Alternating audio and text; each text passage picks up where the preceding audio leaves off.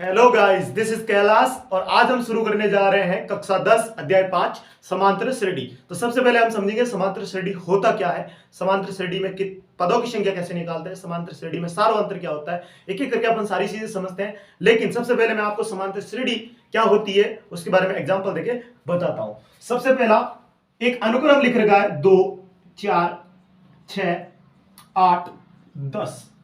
तो इन दोनों पदों के बीच का अंतर समान है, इन दोनों पदों के बीच का अंतर समान है, इन दोनों पदों के बीच का अंतर समान है, यानी सभी जो अंतर है वो 2 है। इसका मतलब ये क्या है, एक समांतर श्रेणी है। इसको इंग्लिश के अंदर अर्थमेटिक प्रोग्रेशन बोला जाता है। जब भी अपन क्वेश्चन करेंगे तो हमेशा एपी वर्ड ही यूज करेंगे।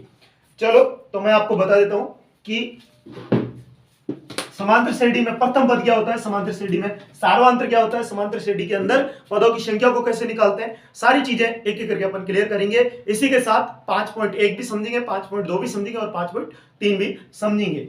सपोज एक समांतर श्रेणी यानी अर्थमेटिक प्रोग्रेशन दे रखी है 3 5 7 9 11। तो ये एक समांतर श्रेणी है, आपको दिख रही है। सभी पदों के बीच का अंतर कितना है, 2 2 2 2।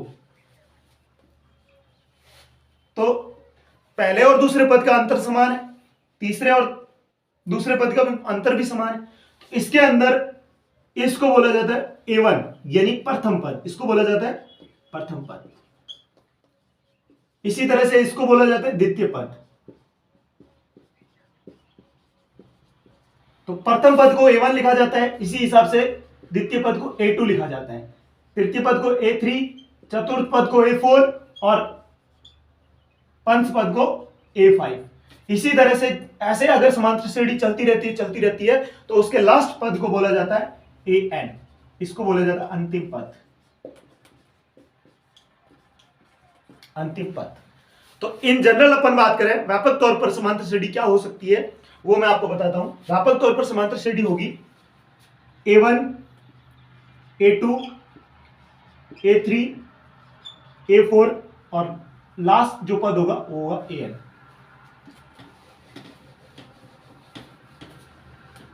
इसके अंदर इन दोनों के अंतर को और इन दोनों के अंतर को, मतलब एक ही आएगा अंतर तो, क्योंकि समांतर श्रेणी है, इसीलिए इस अंतर को बोला जाता है D। डी का मतलब कॉमन डिफरेंस होता है, लेकिन जनरली अपन इसको डी से डिनोट करते हैं। तो डी का जो फॉर्मूला होता है वो होता है A2 माइनस A1, इसी तरह से A3 माइनस A2, इसी तरह से A4 माइनस A3। अगर जनरल बात करें तो डी का जो फॉर्मूला हो जाएगा वो हो जाएगा AN माइनस 1। यानी अगर एपी के अंदर n पद है, पदों की संख्या n है, तो उससे जस्ट पहले वाले पद को जब घटाएंगे तो डी का मान निकल जाएगा, यानी कॉमन डिफरेंस कितना होगा वो अपने को पता चल जाएगा। चलो एक चीज और समझते हैं इसके अंदर कि इसके अंदर अंतिम पद कैसे निकालते हैं। तो अंतिम पद निकालने का देखो, अंतिम पद का मतलब है nवां पद। अगर सपोज मुझे nवां पद, सपोज एक समांतर श्रेणी है जिसके अंदर सिर्फ 2 ही पद है, तो A1 और A2 ही है, A1 और A2 ही है। यहां देखो आप लोग, अगर एक समांतर श्रेणी है जिसके अंदर A1 है A2 है, सिर्फ पदों की संख्या 2 ही है, तो मैं अगर बात करूं अंतिम पद की, तो अंतिम पद क्या होगा, अंतिम पद होगा ना A1 plus D, A1 plus D. तो इसके अंदर अगर पहले पद के अंदर डी जोड़ूंगा तो मुझे A2 मिलेगा। इसी तरह से मैं A3 निकालूंगा, सपोज इसका अगला पद निकालना है मुझे, अगर बोला है कि तीसरा पद इस एपी के अंदर है तो मुझे वो निकालना है, तो क्या होगा A1 प्लस 2D। इसी तरह से अगर जनरल बात करें तो nवां पद क्या हो जाएगा, बोलो A1 प्लस, जब यहां 3 था तो यहां 2 है, जब यहां पर n है तो n से 1 कम होगा ना, तो उसकी जगह क्या लिखेंगे n माइनस 1 गुणा डी। ये हो गया एपी का nवां पद। तो एपी के nवें पद के बारे में समझ लिया, एपी के अंदर सार्वंतर कितना होता है उसके बारे में समझ लिया, एपी के अंदर प्रथम पद किसको कहते हैं वो भी समझ लिया, और एपी के अंदर जो पदों की संख्या कैसे, सॉरी पद nवां पद कितना होता है वो भी अपन ने समझ लिया। चलो अपन 5.1 करते हैं, प्रश्नावली 5.1 कक्षा 10 की। चलो हम शुरू करते हैं 5.1। 5.1 का पहला क्वेश्चन है, प्रत्येक किलोमीटर के बाद टैक्सी का किराया, जबकि प्रथम किलोमीटर के लिए किराया 15 रुपए है और प्रत्येक अतिरिक्त किलोमीटर के लिए किराया 8 रुपए है। यानी पहले किलोमीटर के लिए किराया कितना है 15 रुपए और प्रत्येक अतिरिक्त किलोमीटर के लिए, यानी ये क्या हो गया 1 किलोमीटर का किराया हो गया। अगर अपन 2 किलोमीटर की बात करें तो 2 किलोमीटर के लिए 8 रुपए एक्स्ट्रा है, तो ये हो गया 8। फिर 3 किलोमीटर के लिए 8 रुपए और एक्स्ट्रा हो गया, तो ये 8। फिर 4 के लिए 4 किलोमीटर के लिए 8 और एक्स्ट्रा होगा। तो इसका मतलब जो भी राइडर या जो भी टैक्सी में यात्रा करेगा उसको पहले किलोमीटर के लिए 15 रुपए देने पड़ेंगे, तो उसने दे दिए 15 रुपए। अगर उसने 2 किलोमीटर यात्रा करी तो ये तो फिक्स अमाउंट है भाई, ये किराया तो फिक्स है, ये अतिरिक्त किराया है, तो ये दोनों जुड़ जाएगा, तो 15 और 8 कितने हो गए 23। इसी तरह से 3 किलोमीटर जो यात्रा करेगा उसमें ये और ये तीनों जुड़ जाएगा, यानी 8 और 8 16, 16 और 15 31। इसी तरह से जो 4 किलोमीटर यात्रा करेगा उसको किराया कितना देना पड़ेगा टोटल 39। तो यहां अपने को देखने से पता चल रहा है कि ये एपी है कि नहीं है। 15 और 23 के बीच में अंतर कितने का है 8 का। 23 और 31 के बीच में अंतर कितने का 8 का। 31 और 39 के बीच में अंतर कितने का 8 का। अतः ये हम कह सकते हैं कि जो क्वेश्चन 1 के अंदर जो कंडीशन अपने को दे रखी है वो समांतर श्रेणी की कंडीशन है। चलो क्वेश्चन दूसरा देखते हैं। क्वेश्चन दूसरे के अंदर कहा गया है किसी बेलन में उपस्थित हवा की मात्रा जबकि वायु निकालने वाला पंप प्रत्येक बार में बेलन की शेष हवा का 1/4 भाग बार फेंक देता है। तो ये क्वेश्चन अपन देखते हैं कि इस क्वेश्चन के अंदर समांतर श्रेणी लग रही है या इस क्वेश्चन से समांतर श्रेणी बन रही है या नहीं बन रही है। तो मैं पहले तो आपको क्वेश्चन समझाता हूं कि क्वेश्चन में क्या बोला गया है। तो क्वेश्चन में बोला गया है कि एक बेलन है, यानी एक सिलेंडर है, इस सिलेंडर के अंदर एक स्विच लगा हुआ है, ये स्विच लगा हुआ है। तो जब इसका एक बार स्विच खोला जाता है तो जितनी इसके अंदर हवा है उसका 1/4 भाग ये बाहर फेंक देता है। सपोज अपन ने इसके अंदर हवा की मात्रा को मान लिया x, क्या मान लिया x। तो इसके अंदर से जब पहली बार में स्विच खोला गया तो इसके अंदर हवा कितनी थी x, और इसका x का x/4 भाग बाहर चला गया, तो पीछे क्या बचेगा 3/4x। अब दूसरी बार में 3/4 भाग बचा, तो 3/4 का चौथा हिस्सा बाहर निकलेगा। तो 3/4 का चौथा हिस्सा क्या हो जाएगा, देखो अब सिलेंडर में टोटल जो हवा बची है वो 3/4 भाग बची है। ये सिलेंडर है, इसके अंदर हवा की मात्रा कितनी है 3/4x। अब इसके अंदर से जब मैंने स्विच खोला तो ये कितनी बार हवा बाहर फेंकेगा, इसका चौथा हिस्सा। तो 3/4 का चौथा हिस्सा क्या होता है, 3/4 का चौथा हिस्सा होता है 3/16x। 3/16x, तो 3/16x बाहर चला गया। एलसीएम लिया तो एलसीएम लेने में कितना आएगा बोलो, एलसीएम आएगा 16। 16 के अंदर 4 का भाग दिया, कितनी बार जाएगा 4 बार। तो 4 को 3 से गुणा किया 12x।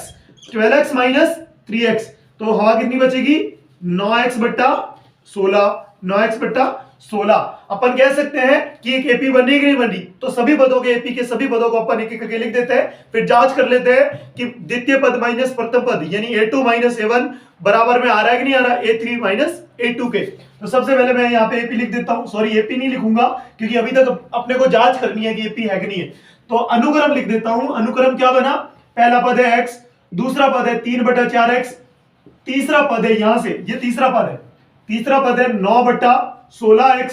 तो अपने पास 3 पद आ गए और 3 पदों से अपन जांच कर सकते हैं कि ये पी है कि नहीं है। तो इसके अंदर सबसे पहले डी निकालेंगे, तो डी क्या होगा 3/4x माइनस का x। ये फॉर्मूला लगाया मैंने a2 माइनस a1 का, तो a2 माइनस a1 का फॉर्मूला जब लगाया इसके बटे में कुछ नहीं है यानी 1 होगा। तो सबसे पहले एलसीएम कितना आएगा 4। 4 में 4 का भाग दिया, कितनी बार जाएगा 1 बार। 1 को 3 से गुणा किया 3x माइनस 4 में 1 का भाग 4 बार, 4 को ऊपर गुणा किया तो क्या बचेगा 4x, यानी माइनस का x/4। तो माइनस का x/4 यहां से आ रहा है। अब इसी d को मैं निकालूंगा a3 माइनस a2, तो a3 माइनस a2 से अपन निकाल देते हैं देख के। तो ये मैं सारा अंतर लिख देता हूं, बाकी चीज में डिलीट करता हूं। तो अब मुझे d निकालना है यहां से, तो d बराबर क्या होगा a3 कितना है x 9/16x और माइनस a2 कितना है 3/4x। इसके अंदर मैंने एलसीएम लिया तो एलसीएम आएगा 16। 16x माइनस 3 को 4 से गुणा किया 12x। तो यहां से जो आ रहा है डी आ रहा है वो आ रहा है माइनस का 3/16x। माइनस का 3/16x और माइनस का x/4 दोनों ही इक्वल नहीं है। इसका मतलब जो ये कंडीशन बेलन वाली कंडीशन अपने को दे रखी है वो समांतर श्रेणी के अंदर नहीं है। इसका अगला क्वेश्चन करते हैं। इसी तरह से हम पहले का तीसरा क्वेश्चन करते हैं। तीसरे क्वेश्चन के अंदर लिखा हुआ है प्रत्येक मीटर की खुदाई के बाद एक कुआं खोदने में आई लागत, जबकि प्रति मीटर खुदाई की लागत 150 रुपए है और बाद में प्रत्येक मीटर खुदाई की लागत 50 रुपए बढ़ती चली जाती है। तो पहले मीटर की खुदाई की लागत कितनी है 150, दूसरे मीटर की लागत है 50 रुपए बढ़ रही है, तो 150 में 50 रुपए और जोड़ दो तो कितने हो जाएंगे 200। ये दूसरे मीटर के लिए हो गई, ये पहले मीटर के लिए हो गई, तीसरे मीटर के लिए 50 रुपए और बढ़ रही है, तो 200 और 50 कितने हो गए 250। तो ये 3 मीटर के लिए हो गई। इसी तरह से 4 मीटर के लिए 250 में 50 और जोड़ दो तो 250 प्लस 50 300, तो ये 4 मीटर के लिए हो गई। अब अनुक्रम जो बन रहा है वो यहां लिख देता हूं मैं 150, 200, 250 और 300। अपने पास 4 पद आगे, इसको बोलूंगा A1, इसको बोलूंगा A2, इसको बोलूंगा A3 और ये लास्ट बच गया A4। अगले वाले पद भी निकाल सकते हैं लेकिन वो ज्यादा अपने को जरूरी नहीं है। तो यहां से मैं D निकालूंगा। D क्या होगा A2 माइनस का A1, 200 माइनस का 150, तो 200 में से 150 गए, D यहां से आएगा 50। ये D मैंने निकाला यहां से। अगर मैं D निकालूंगा यहां से तो क्या होगा D बराबर A3 माइनस A2। तो A3 कितना है 250, 250 माइनस का 200, तो यहां से भी D कितना आएगा 50। D यहां से भी 50 आया, D यहां से भी 50 आया। इसका मतलब ये जो दिया गया अनुक्रम है एक समांतर श्रेणी है। इसी तरह से अपन अगला क्वेश्चन करते हैं।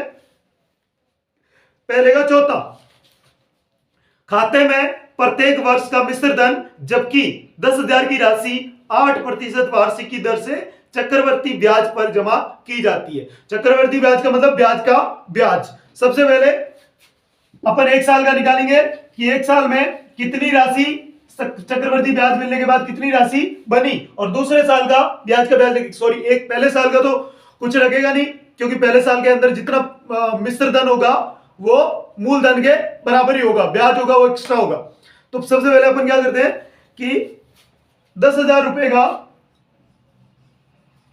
10,000 रुपए है जो कि बैंक अकाउंट में जमा करा है, तो ब्याज दर कितनी है 8%। 10,000 का 8% कितना हो गया बोलो 800 रुपए।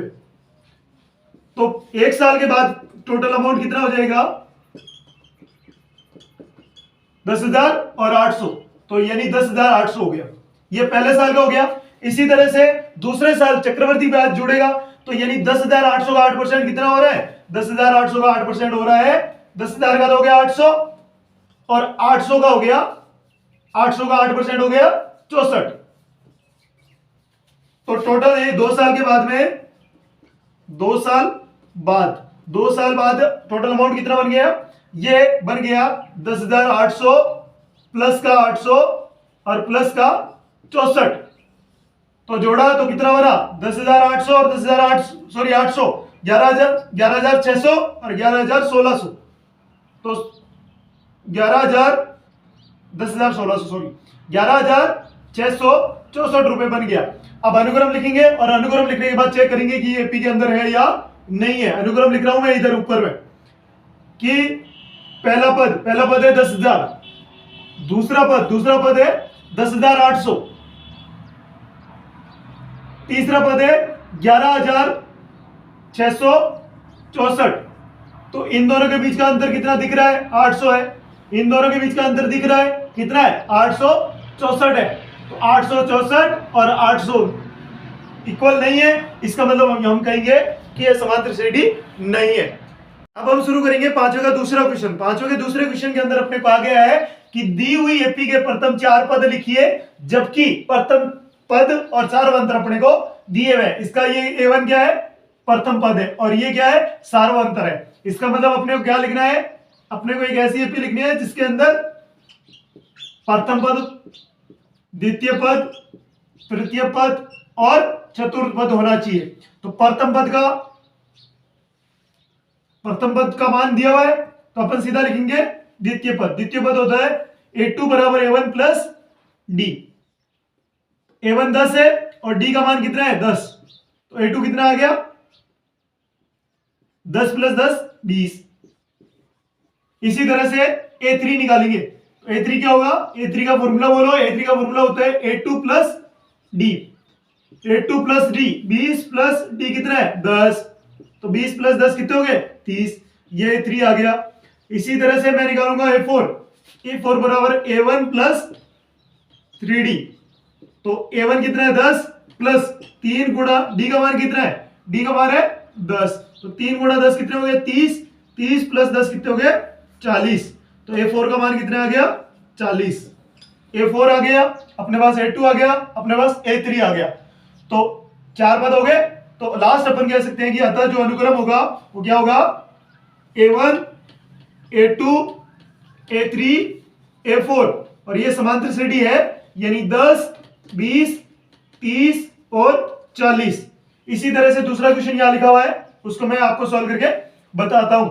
तो सबसे पहले A1 निकालूंगा, A1 बराबर क्या होता है बोलो, A1 तो दिया हुआ है, तो A2 निकालूंगा, A2 बराबर क्या होता है A1 प्लस डी, तो A1 क्या है माइनस का 2 और D है 0, तो A2 कितना आएगा, A2 आएगा -2। इसी तरह से A3 निकालना है, तो A3 कितना हो जाएगा बोलो, A3 हो जाएगा A1 प्लस 2D, तो A1 का मान -2 है और D का मान 0 है, तो 2 गुणा 0 0 ही होगा, तो A3 भी इसी तरह से कितना आएगा, A3 -2 आएगा। इसी तरह से मुझे A4 निकालना है, तो A4 कितना हो जाएगा A1 प्लस 3D, तो A1 का मान -2 प्लस 3 गुणा D का मान 0, ये 0 हो गया, तो 0 प्लस -2 ही होगा, यानी A4 का मान भी कितना आएगा -2।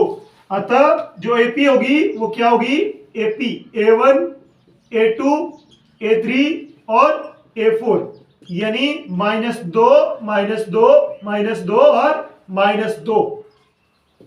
उम्मीद करता हूं आपको ये क्वेश्चन समझ में आया होगा।